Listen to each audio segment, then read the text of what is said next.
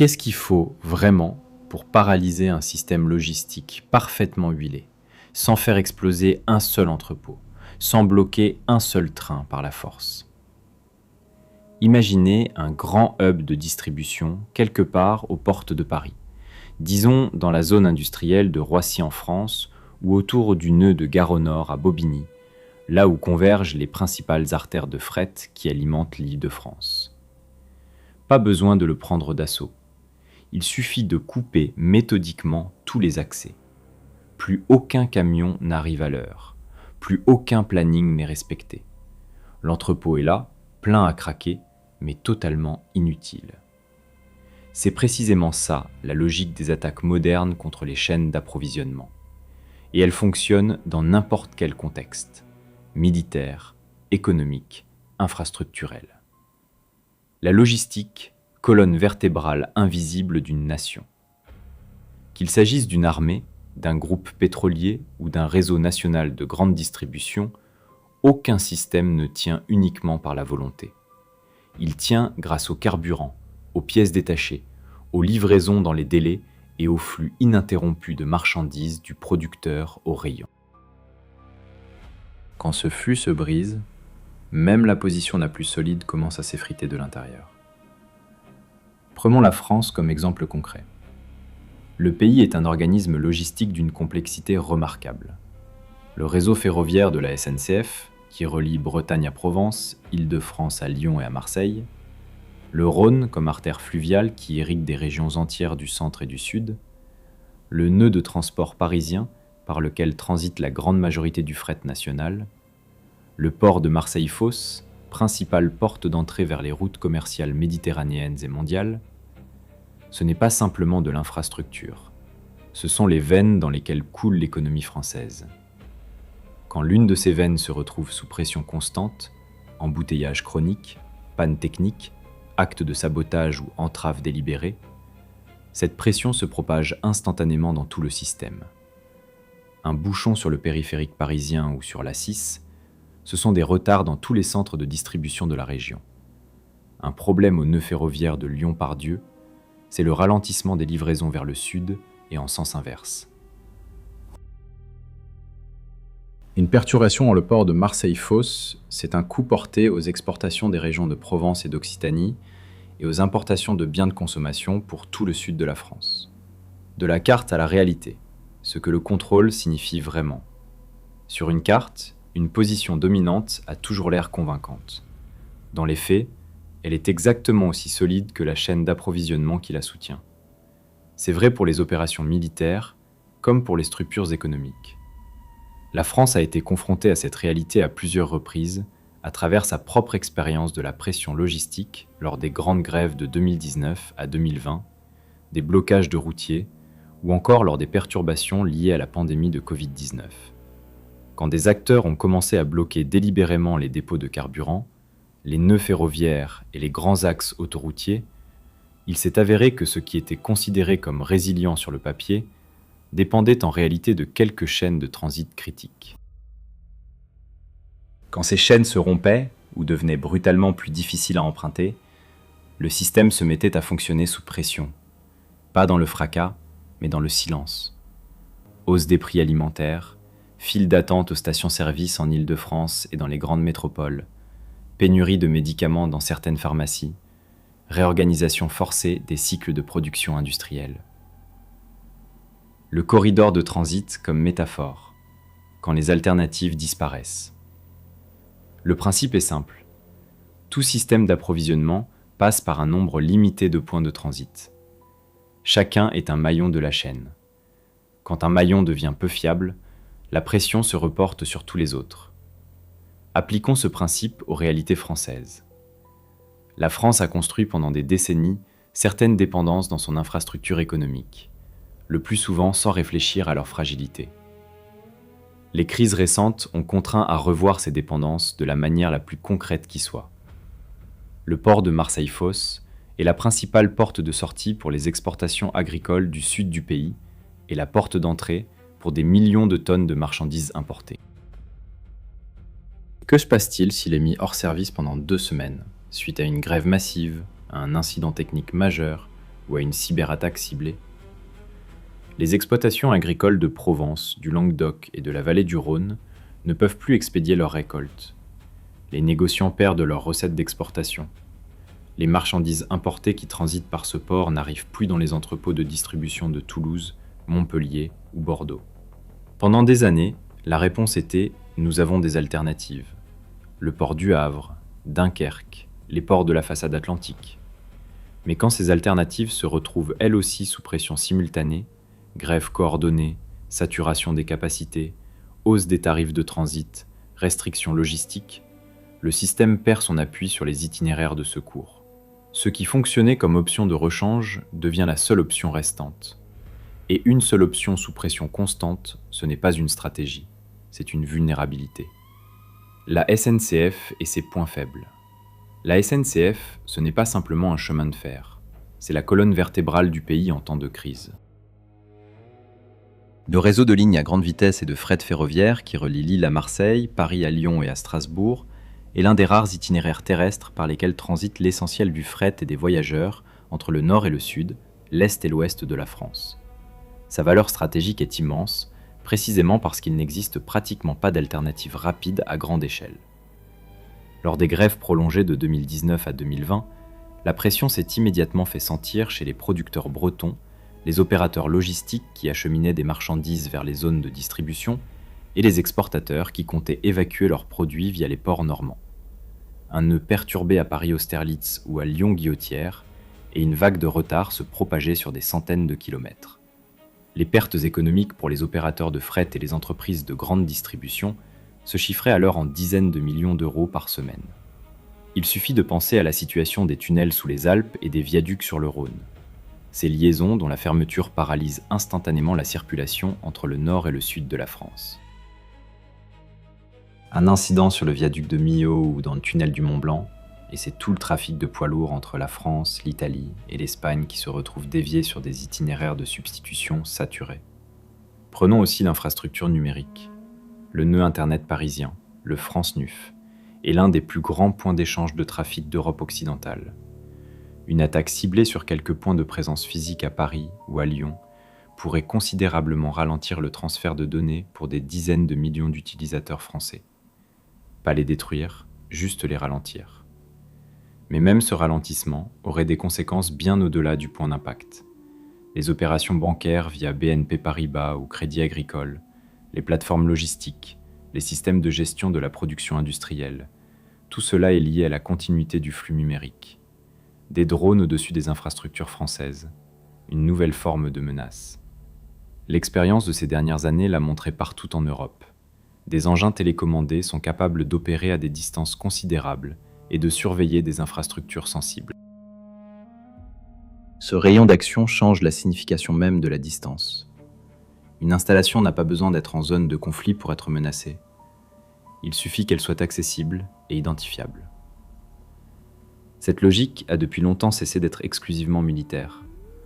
En France, les services de sécurité intérieure surveillent en permanence les menaces visant les infrastructures critiques. Les aéroports de Roissy-Charles de Gaulle et d'Orly, les centrales nucléaires, les nœuds ferroviaires de Lyon, Marseille et Bordeaux ont tous fait l'objet d'incidents liés à des survols non autorisés ces dernières années, entraînant des restrictions opérationnelles dont le coût économique se chiffre en millions d'euros à chaque incident. Que se passe-t-il si des engins sont délibérément utilisés pour surveiller les centres logistiques de la région parisienne, suivre les convois de fret sur l'axe Paris-Lyon-Marseille, ou repérer des sous-stations électriques dans les zones industrielles de la région lyonnaise? La réponse est inconfortable. La protection des infrastructures contre ce type de menaces nécessite une amélioration constante et des investissements que beaucoup de territoires n'ont pas encore pleinement réalisés. La séquence de frappe dans un contexte économique. Dans un scénario de perturbation intentionnelle, une opération contre une chaîne logistique suit une logique précise. On identifie d'abord la cible la plus précieuse, le dépôt de carburant, parce que la pénurie se propage vite. Le centre de distribution alimentaire, parce qu'il porte des ressources critiques pour des millions de personnes. Le nœud de coordination, parce qu'il assure la synchronisation de tout le système. Une cible perturbée force à stopper le mouvement. Deux perturbations simultanées forcent à revoir le planning d'ensemble. la mise hors service de plusieurs maillons contraint tout le système à se réorganiser dans l'urgence. Transposée au sabotage économique ou aux cyberattaques, la logique est identique. Une frappe ciblée sur le système de gestion d'un opérateur de réseau de gaz, pas sur le tuyau lui-même, juste sur le système de dispatching, peut rendre les vannes de sécurité incontrôlables, déclencher des coupures d'urgence automatiques et interrompre les livraisons dans toute une région pendant plusieurs jours. Non pas en détruisant l'infrastructure, mais en perturbant le rythme dont dépend le système. Un réseau logistique qui exige une planification sécuritaire détaillée avant chaque trajet cesse d'être une route arrière efficace. Il devient une zone de tension permanente, même si aucun incident physique n'a eu lieu. Les leçons tirées de la pression sur les chaînes d'approvisionnement. La réaction à la pression, partout dans le monde, révèle toujours le même schéma. Renforcement de la protection, fragmentation des itinéraires, constitution de stocks de réserve, transfert nocturne. Ces mesures réduisent une partie des risques, mais ralentissent en même temps tout le système et en augmentent les coûts. Plus de protection signifie plus de ressources consacrées à la sécurité. Des lots plus petits signifient moins d'efficacité. Chaque mesure défensive absorbe du temps, du personnel et des capacités de planification qui auraient autrement été mobilisées ailleurs. La France fait face à ce type de choix régulièrement. La réorientation partielle du fret ferroviaire vers le transport fluvial via le Rhône et la Seine, le développement des ports de la façade atlantique, l'élargissement de la capacité des plateformes logistiques en région, à Lyon, Marseille, Bordeaux ou Strasbourg, ce sont toutes des décisions stratégiques pertinentes. Mais leur mise en œuvre prend du temps et les vulnérabilités existent dès maintenant. Les opérateurs régionaux dans les secteurs de l'énergie, de l'eau, des transports et des infrastructures numériques sont tenus d'élaborer des plans de continuité d'activité. C'est un bon début. Mais la réalité dans de nombreuses communes françaises et dans les petites et moyennes entreprises est tout autre. Un service des eaux dans une petite ville de Bretagne ou de Bourgogne avec 2 techniciens informatiques, un transformateur électrique dans la région lyonnaise qui n'a pas fait l'objet d'un audit de sécurité complet depuis plusieurs années, un opérateur logistique à Marseille, dont tout le système de gestion de flotte tourne sur une seule plateforme cloud, sans sauvegarde locale. Ce ne sont pas des exceptions, c'est la norme répandue. Quand la pression atteint le quotidien. Les Français connaissent ce mécanisme par leur propre expérience, même si c'est à une échelle différente de celle des pays en guerre. Quand les mouvements de protestation ont bloqué les dépôts de carburant en 2010 et en 2019, cela ne s'est pas traduit uniquement par de longues files d'attente aux stations-service, mais aussi par des rayons vides dans certaines grandes surfaces, une flambée des prix alimentaires dans les marchés locaux, des perturbations dans les chaînes d'approvisionnement hospitalières. Les boulangeries artisanales de Lyon et de Marseille ont connu des difficultés d'approvisionnement en farine. Les entreprises du BTP en Île-de-France ont fait face à des pénuries de matériaux et à des retards logistiques coûteux. Des familles dans tout le pays ont ressenti comment la pression sur les chaînes d'approvisionnement industrielles se transformait finalement en pression sur le budget familial, quand le même panier de courses au supermarché coûtait 15 à 25% de plus en quelques semaines. L'État a répondu par des mesures d'urgence, réquisition, déblocage des réserves stratégiques de carburant, intervention réglementaire sur les prix. C'était nécessaire, mais c'était aussi la preuve que le système n'était pas pleinement préparé à un tel scénario d'intensité. Ces mesures étaient contraintes, non le signe d'une résilience construite en amont. Elles ont montré à quel point la pression avait déjà pénétré profondément dans le quotidien avant que la politique ait pu réagir pleinement. L'érosion silencieuse. Comment les systèmes s'effondrent vraiment. L'élément clé, ce n'est pas l'effondrement spectaculaire. Tout commence silencieusement. Le camion-citerne arrive en retard. La livraison de pièces détachées est repoussée parce que l'itinéraire est jugé trop risqué ou trop coûteux. L'équipe de réparation ne peut pas acheminer le matériel jusqu'au transformateur endommagé. L'entrepôt régional est déplacé parce que l'emplacement d'origine s'est révélé trop vulnérable ou trop exposé. Traduit en réalité française, un data center à Paris passe en mode d'urgence à cause de problèmes de refroidissement lors d'une canicule prolongée combinée à une coupure de courant. Une usine pharmaceutique à Lyon ne peut pas recevoir ces substances actives parce que l'itinéraire logistique via des fournisseurs asiatiques s'est soudainement compliqué. une usine automobile à Valenciennes arrête sa chaîne de montage, faute de composants électroniques en provenance d'Asie du Sud-Est. Une commune dans la région de Provence se retrouve sans approvisionnement en eau normale parce que le système de gestion du service des eaux a connu une défaillance informatique et qu'il n'y a pas de technicien de remplacement disponible immédiatement. Chacun de ces retards, pris isolément, semble surmontable. Ensemble, ils font baisser le niveau de fonctionnement de tout le système, silencieusement, progressivement, sans grand fracas. La question centrale. Si une pression systématique sur les lignes d'approvisionnement est capable de créer des goulets d'étranglement, de retarder la livraison de biens essentiels et de contraindre un pays à mobiliser des ressources loin de la source réelle du problème, s'agit-il simplement d'un processus d'épuisement progressif ou de la préparation de quelque chose de plus grand ? La France est un pays doté d'un immense capital humain, d'une industrie diversifiée et d'une position géographique stratégique au cœur de l'Europe. Mais c'est précisément la complexité de ce système qui crée une vulnérabilité particulière. Des lignes d'approvisionnement trop concentrées sur certains axes, trop peu d'itinéraires alternatifs dans certaines régions enclavées, une concentration trop élevée d'infrastructures critiques dans quelques nœuds, Paris avant tout, mais aussi Lyon et Marseille. La dépendance à des corridors de transport uniques, le rail SNCF sur l'axe nord-sud, quelques ports atlantiques et méditerranéens, ne procure plus le même sentiment de fiabilité qu'auparavant dans un monde de plus en plus instable. Les infrastructures numériques, l'approvisionnement en eau, les réseaux énergétiques et les corridors de transport sont tous exposés à une seule et même campagne de pression potentielle. Qu'elles viennent de cyberattaques étatiques ou criminelles, de mouvements sociaux radicalisés, ou simplement de l'usure physique d'infrastructures qui n'ont pas reçu le financement nécessaire à leur entretien depuis des années.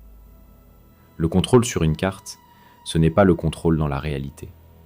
Le scénario de pression le plus réaliste sur n'importe quel système, ce n'est pas une frappe massive unique. C'est un étranglement progressif. De plus en plus de dépendances remontent à la surface, de plus en plus de vulnérabilités peuvent être exploitées, de plus en plus de perturbations dans le rythme dont dépendent l'économie et la société française. La question n'est pas de savoir si une seule cyberattaque ou une seule interruption d'approvisionnement peut décider du sort d'un pays comme la France. La question est de savoir si des centaines de petites entailles peuvent transformer des atouts infrastructurels et économiques en une position isolée, affaiblie non pas de l'extérieur par un coup d'éclat, mais de l'intérieur, par un système d'approvisionnement qui a cessé de fonctionner de manière fiable. Si vous avez une idée sur le secteur de l'infrastructure française le plus vulnérable, que ce soit les réseaux énergétiques, les corridors numériques, les axes de transport ou les chaînes d'approvisionnement régionales, dites-le dans les commentaires. Likez cette vidéo, partagez-la et abonnez-vous à la chaîne pour ne pas manquer les prochaines analyses sur la sécurité, les infrastructures et la résilience stratégique.